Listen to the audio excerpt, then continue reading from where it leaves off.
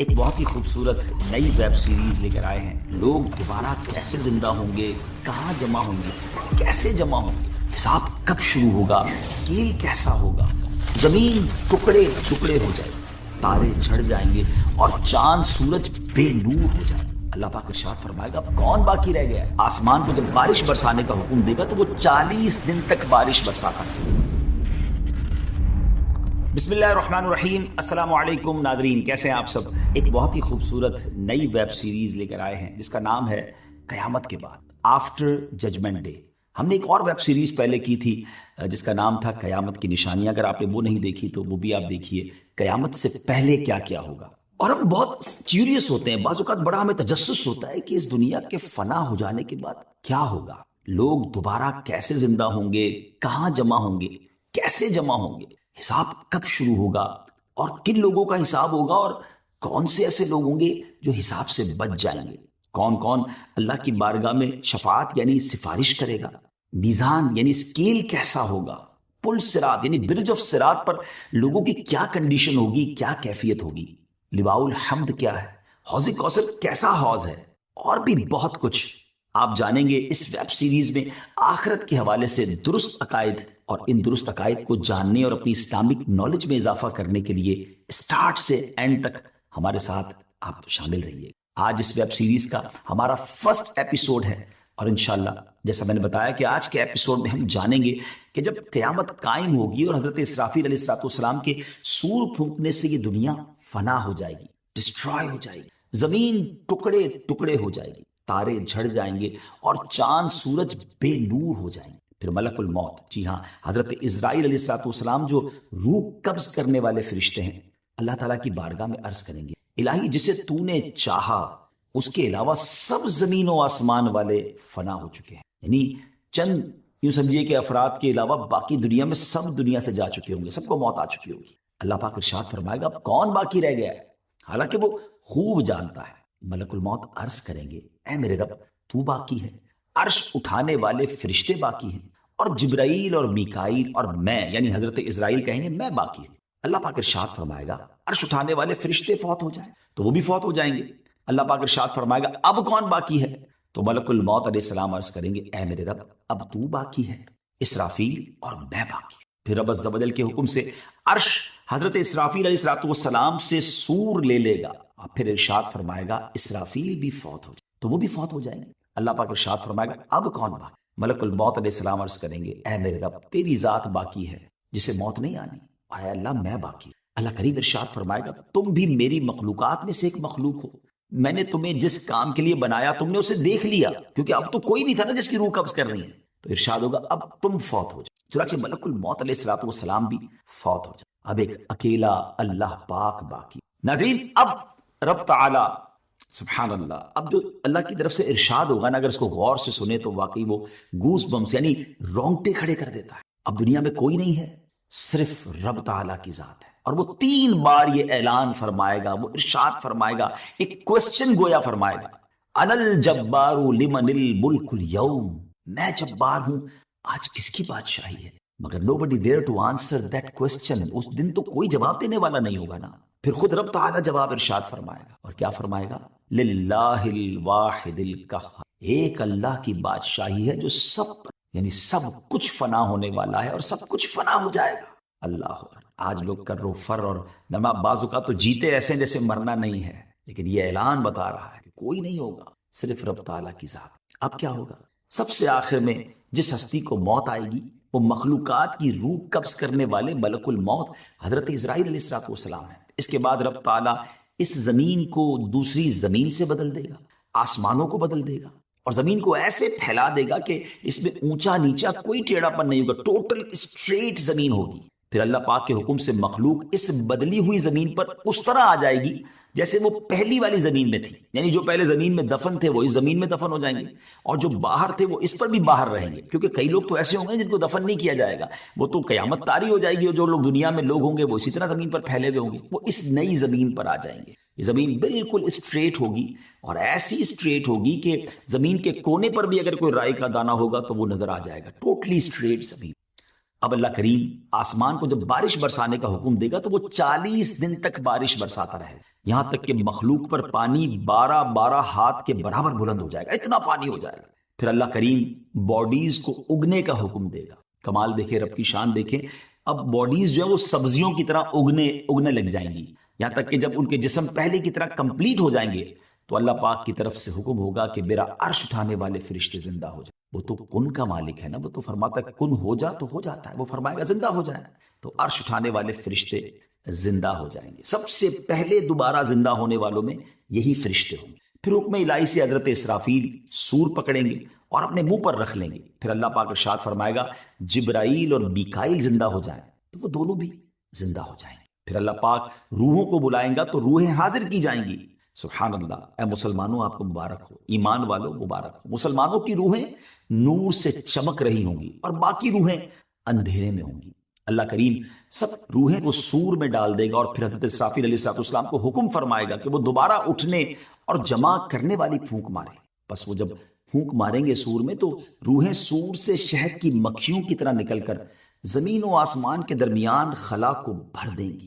بس روحیں زمین کے نیچے اپنی باڈیز کی طرف جائیں گی اور ناک کے جو ہولز ہوں گے، ناک کے سوراخ سے داخل ہو کر جسم میں سرایت کر جائیں۔ اس کے بعد حشر برپا ہوگا اور لوگ جمع ہونا شروع ہوں۔ ویورز کیسی معلومات ہے، سنتے ہیں تو بعض اوقات عقل حیران ہو جاتی ہے کہ پھر سے وہ لوگ زندہ ہوں گے۔ ذرا غور کریں نا کہ دو نفخوں یعنی دونوں سوروں کے درمیان، یعنی ایک سور وہ جس میں سب کو موت آ جائے گی اور دوسری سور جس میں دوبارہ زندہ کیا جائے گا، 40 سال کا وقفہ ہوگا۔ خیر وقفہ جتنا بھی ہو، لیکن ذہن میں ایک سوال تو پیدا ہوتا ہے نا کہ یہ ہوگا کیسے کہ اتنا ٹائم پیریڈ گزر گیا ہوگا، باڈیز تو ڈیکمپوز ہو چکی ہوں گی، باڈی کے ٹائنی پارٹیکلز، چھوٹے چھوٹے ذرے زمین کے پارٹیکل کے ساتھ مل چکے ہوں گے، نہ جانے کہاں کہاں پہنچ چکے ہوں گے۔ پھر یہ سب کیسے ہوگا؟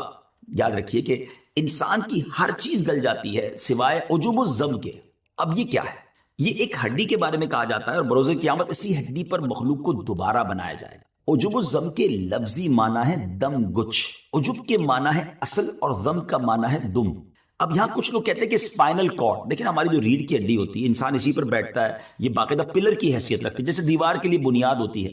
اگر یہاں یہ ہڈی مراد ہے تو حدیث کے معنی پھر یہ بنیں گے کہ یہ ہڈی جلد فنا نہیں ہوتی اور مٹی 100 سال کے بعد اس کو ڈیکمپوز کرتی یعنی گلاتی ہے۔ اور اگر اس سے مراد ہے اجزاء اصلیہ جو انسان کے جسم کی اصل ہیں تو وہ کبھی نہیں فنا ہوتے، اور یہ ایسے باریک کمپوننٹس، ایسے باریک اجزاء ہیں جو مائکروسکوپ سے بھی دیکھنے میں نہیں آتے۔ عربی میں انہیں اجزاء لا یتجزا یعنی انڈیویزبل کمپوننٹس، یعنی سمجھے کہ یہ ختم نہیں ہوتے، انہیں کہا جاتا ہے۔ انسان چاہے جہاں بھی چلا جائے، جس بھی حالت میں ہو، مگر یہ کمپوننٹس ویسے ہی رہتے ہیں، حتیٰ کہ غذا اور خون میں بھی اجزاء شامل ہوتے ہیں۔ انہی اجزاء سے انسان پہلے بھی بنا تھا اور آئندہ بھی بنے۔ دیکھیں نا آج کل ڈی این اے کی بات ہوتی ہے، بالکل مرے ہوئے کتنا سال ہو جاتا ہے، بلکہ اب تو کئی سال پرانے ڈھانچے ملتے ہیں، تو اس کے میڈیکل کے بعد یہ پتہ چل جاتا ہے کہ اس کی عمر کیا تھی، موت کا سبب کیا تھا۔ تو جب اتنی ساری آج سائنس نے ترقی کر لی ہے جو 100 سال 200 سال بعد کے بعد ڈھانچوں پر تحقیق کر لیتی ہے، تو وہ تو خالق کائنات ہے۔ ان اللہ علی کل شیء۔ نبی پاک علیہ السلام کا ایک اور فرمان سنیے کہ کچے بچے سے لے کر بوڑھے تک ہر ایک کا بروز قیامت حشر ہو۔ حضرت اکرمہ رحمۃ اللہ تعالی علیہ فرماتے ہیں بلا شبہ جو لوگ سمندر میں ڈوب جاتے ہیں، پھر ان کا گوشت مچھلیاں نوچ لیتی ہیں، پھر ان میں سوائے چمکتی ہڈیوں کے کچھ نہیں رہتا، پھر سمندر کی موجیں ان ہڈیوں کو الٹا پلٹا رہتی ہیں، الٹتی پلٹتی رہتی ہیں تاکہ انہیں خشکی پر ڈال دیتی ہیں، پھر وہ ہڈیاں ایک عرصے تک وہاں پڑے رہنے کے سبب گل سڑ کر خستہ اور پارا پارا ہو جاتی ہیں۔ چنانچہ وہاں سے اونٹوں کا گزر ہوتا ہے تو وہ انہیں کھا کر چل پڑتے ہیں اور پھر مینگنیوں کی صورت میں نکال دیتے ہیں۔ اس کے بعد کچھ لوگ وہاں پڑاؤ کرتے ہیں اور ان مینگنیوں کو اٹھا کر ان سے آگ جلا کر انہیں بھی راکھ کر دیتے ہیں، پھر ہوا چلتی ہے اور اس راکھ کو زمین پر بکھیر دیتی ہے۔ اب ناظرین اتنا کچھ ختم ہو گیا، یعنی اتنی صورتوں میں وہ جسم بدل گیا، اب راکھ بھی ہو گیا، راکھ بھی اڑ گئی ہوا کے ذریعے۔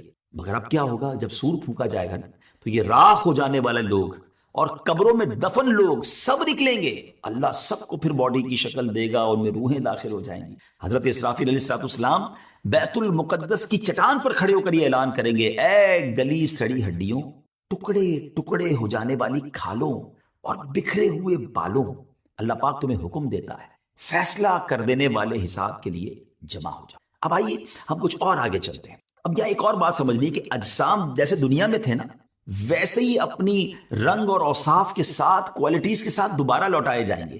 یعنی بے شک ہزاروں سال ہو گئے قبر میں، لیکن جب وہ اٹھیں گے تو رنگ و نسل بھی وہی ہوگی، ان کے اوصاف بھی وہی ہوں گے. اور قبروں سے اٹھانے کے بعد جو سور پھونکا جائے گا نا، وہ کافی طویل آواز ہوگی. اس سور کا ابتدائی حصہ لوگوں کو زندہ کرنے کے لیے ہوگا، اور بعد والا حصہ انہیں قبروں سے نکالنے کے لیے ہوگا. چنانچہ سور کا وہ حصہ جو انہیں زندہ کرنے کے لیے ہوگا، اسے تو وہ نہیں سن سکیں گے. البتہ سور کا وہ حصہ جو انہیں قبروں سے نکالنے کے لیے ہوگا، وہ اسے سنیں گے، لسن کریں گے. روایت میں آتا ہے کہ قیامت کے دن لوگ اپنی اپنی قبروں سے بغیر لباس کے، ننگے پاؤں اور بغیر ختنہ کیے ہوئے اٹھیں گے. someone will be no foot, someone will be on foot, someone will be on ride. کوئی پیدل ہوگا، کوئی سواری پر ہوگا، کوئی سواری پر اکیلا ہوگا، کسی پر 3 4 یا 10 افراد بھی ہوں گے. جو نان بلیور ہوں گے، غیر مسلمین ہوں گے، انہیں تو میدان محشر لے جانے کے لیے کسی کو ملائکہ گھسیٹ کر لے جائیں گے، اور کچھ لوگوں کو آگ جمع کرے. حدیث پاک کے مطابق نبی کریم علیہ السلام نے اپنے دستے مبارک سے ایک بار بڑا کمال کا اشارہ فرمایا. نبی پاک نے ملک شام کی طرف اشارہ کر کے فرمایا کہ تمہارا حشر وہاں ہوگا. اور اسی طرح ایک روایت میں آتا ہے کہ بلا شبہ تمہارا حشر بیت المقدس میں ہوگا. تو ان حدیثوں سے یہ پتہ چلتا ہے کہ جو محشر کا میدان سجایا جائے گا نا، وہ بیت المقدس کے قریب، یہ پورا ملک شام ہے نا، اب اس کی بائفرکیشن اب آج کل ہو گئی ہے، لیکن یوں سمجھ لیجئے کہ بیت المقدس کے قریب جو ہے یہ پورا میدان محشر سجایا. بروز محشر کی زمین کیسی ہموار ہوگی، کتنی پلین اینڈ اسٹریٹ ہوگی. جیسے میں نے بتایا کہ رائی کا ایک دانہ بھی کونے پہ رکھا ہوگا تو وہ دوسرے کنارے سے دکھا. مگر ایک اور امیزنگ بات ہے کہ اس دن جو زمین ہوگی نا، وہ ہماری طرح راک کی یا مٹی کی نہیں ہوگی، کاپر کی ہوگی، تانبے کی ہوگی. اللہ اکبر. اور سورج آج کتنا دور ہے؟ ایک تحقیق کے مطابق 93 ملین مائلز اوے ہے. جی ہاں، 9 کروڑ 30 لاکھ مائلز.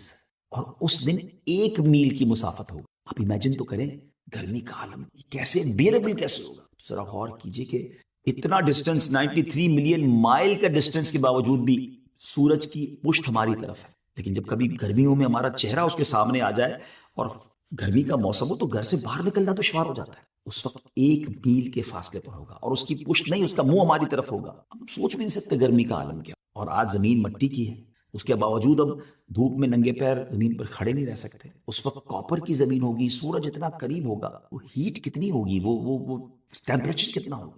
اور اس گرمی اور اس حالت میں سویٹنگ، پسینہ اس کثرت سے نکلے گا. اب ذرا غور کیجئے گا کہ ہم دیکھیں نا، کسی زمین پر پانی ڈالیں تو وہ ایبزارب کر لیتی ہے، مگر ایک لمٹ تک ایبزارب ہوتا ہے، پھر وہ پانی اوپر آنا شروع ہو جاتا ہے. بتایا گیا اتنا پسینہ نکلے گا کہ پہلے 70 گز زمین اس پسینے کو ایبزارب کر لے گی، مگر اس کے بعد زمین میں اب یہ صلاحیت نہیں رہے گی کہ وہ کچھ اور مزید جذب کر سکے، ایبزارب کر سکے. اب وہ پسینہ زمین پر اوپر کی طرف چڑھنا شروع ہوگا. اور روایتوں میں آتا ہے کسی کے ٹخنوں تک اس کا پسینہ ہوگا، کسی کی نیز یعنی گھٹنوں تک پسینہ ہوگا، اور کسی کی کمر تک پسینہ ہوگا، کسی کے سینے تک، اور کوئی گلے تک پسینے میں ڈوبا ہوگا. اللہ اکبر. اور کافروں کے بارے میں آتا ہے، غیر مسلموں کے بارے میں آتا ہے کہ منہ تک چڑھ کر لگام کی طرح اس کا پسینہ جکڑ لے گا، جس میں وہ ڈبکیاں کھا رہا ہوگا. اور پیاس کا عالم، تھرسٹ کا عالم کیا ہوگا. آج جون جولائی کی گرمی میں پانی پی پی کے تھک جاتے ہیں، پھر بھی پیاس نہیں بجھتی. مگر قیامت کے دن حالت یہ ہوگی کہ بازو کی زبانیں منہ سے باہر نکل آئیں گی، دل ابل کر گلے کو آ جائیں گے. العطش العطش، ہائے پیاس کی صدائیں بلند ہو رہی ہوں گی. ویورز، یہاں ایک بات بڑی اہم ہے کہ تمام تکالیف اور پریشانیاں اپنے اپنے اعمال کے مطابق ہوں. ہاں، جس نے چاندی سونے کی زکوٰۃ نہ دی ہوگی، اس مال کو خوب گرم کر کے اس کی کروٹ، پیشانی اور پیٹھ داغی جائے گی. جیسے جانوروں کی زکوٰۃ نہ دی ہوگی، اس کے جانور قیامت کے دن خوب تیار ہو کر آئیں گے اور اس شخص کو وہاں لٹائیں گے اور اپنے سینگوں سے مارتے اور پاؤں سے رونتے ہوئے اس پر گزریں گے. جب اسی طرح سب گزر جائیں گے، پھر ادھر سے واپس آ کر یوں ہی اس پر گزریں گے. یہ جانور اسی طرح کرتے رہیں گے اس وقت تک جب تک حساب ختم نہ ہو جائے. کہ تمام تکالیف اور پریشانیاں اپنے اپنے اعمال کے مطابق. جو اللہ کے نیک بندے ہوں گے ان کے لیے اتنا دن بھاری نہیں ہوگا. حضرت ابن مسعود رضی اللہ تعالیٰ بیان کرتے ہیں، بروز قیامت لوگوں کو جمع کیا جائے گا، اس قدر بھوکے ہوں گے کہ پہلے کبھی اتنے بھوکے نہ تھے. ایسے بے لباس ہوں گے کہ اس سے پہلے کبھی ایسے بے لباس نہ ہوئے. ایسے پیاسے ہوں گے کہ اس سے پہلے کبھی ایسے پیاسے نہ ہوئے. ایسے تھکے ہارے ہوں گے کہ اس سے پہلے کبھی ایسے تھکے ہوئے نہ ہوں گے. جس نے اللہ پاک کے لیے کسی کو کھلایا ہوگا، اللہ پاک اسے قیامت کے دن. جس نے اللہ پاک کے لیے کسی کو پلایا ہوگا، اللہ اسے قیامت کے دن پلائے گا. جس نے اللہ کریم کے لیے کسی کو لباس پہنایا ہوگا، رب کریم اسے لباس پہنائے گا. اور جس نے اللہ کے لیے عمل کیا ہوگا، اللہ پاک اسے کافی ہوگا. جس نے اللہ پاک کے دین کی مدد کی ہوگی تو اللہ کریم اس دن اسے راحت عطا. ذرا غور کیجئے ناظرین، زندگی میں ایسے کام کرنے ہیں، لوگوں کی خدمت کریں، کسی کو کھانا کھلاتے رہیں، کسی کو پلاتے رہیں، پیاسے کو پانی پلاتے، بے لباس کو لباس دے دیا. کیا معلوم یہ نیکیاں قیامت کے دن ایسے کام آ جائیں کہ ہمیں وہاں اللہ کی نعمتیں مل جائیں، ہم اس تکلیف سے بچ جائیں. اگر آپ چاہتے ہیں کہ آپ کو ریفرنسز بھی مل جائیں کہ کچھ باتیں قرآن سے ہوئی ہیں، کچھ احادیث سے ہوئی ہیں، کچھ بزرگان دین کے اقوال ہیں، تو آپ ڈسکرپشن میں وہ ہمارے ریفرنسز بھی لے لیجئے گا. اور ناظرین، جس طرح میں نے بتایا آپ کو کہ ہماری ایک بہت خوبصورت ویب سیریز قیامت کی نشانیاں، جس کو ملینز آف لوگوں نے دیکھا، اگر آپ اسے بھی دیکھنا چاہتے ہیں تو بہتر ہوگا کہ آپ اس کو بھی دیکھیں. قیامت سے پہلے کیا ہوگا، بڑی ڈیٹیل میں ہم نے کئی ایپیسوڈز میں اسے بیان کیا ہے، تو اس کا لنک بھی آپ کو ڈسکرپشن میں مل جائے گا. ناظرین، باتیں بہت ساری کرنی ہیں آپ سے، لیکن معاملہ بھی تو بہت بڑا ہے. قیامت کیسے طاری ہوگی اور پھر اس دن لوگوں کے ساتھ معاملات کیا